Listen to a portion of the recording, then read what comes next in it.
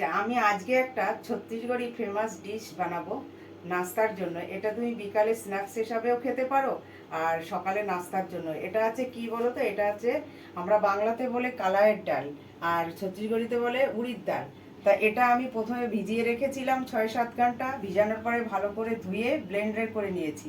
Blend করার পরে এর মধ্যে আমি একটুখানি সামান্য চালের আটা দিয়েছি, তাহলে বড়াটা ভালো হবে। দেওয়ার পরে এটা ভালো করে আমি ব্লেন্ড করে নিয়ে ব্লেন্ড করার পরে আমি এটা 3-4 ঘন্টার জন্য ফার্মেন্টেশনে রেখে দিয়েছি।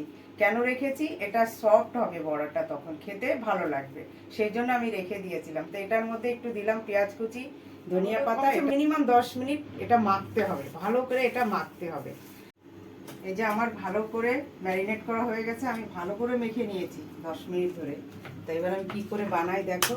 আর এদিকে আমার তেলটাও গরম হয়ে গেছে। এই যে হাতে একটু জল মেখে নেবো, এরকম হাতে জল মেখে নিয়ে বড়াটা এই যে এরকম করে দেবো, একদম এরকম করে দিয়ে এই যে একদম সাইজটা ঠিক এইভাবে দেবো, দিয়ে এইভাবে আমি তেলে ছেড়ে দেবো।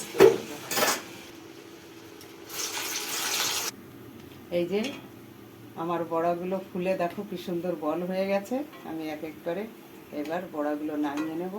এই যে কি সুন্দর বল হয়েছে। আমি এখানে এই দেখো, এই যে বড়াগুলো কেমন হলো আমি একটু খেয়ে দেখব।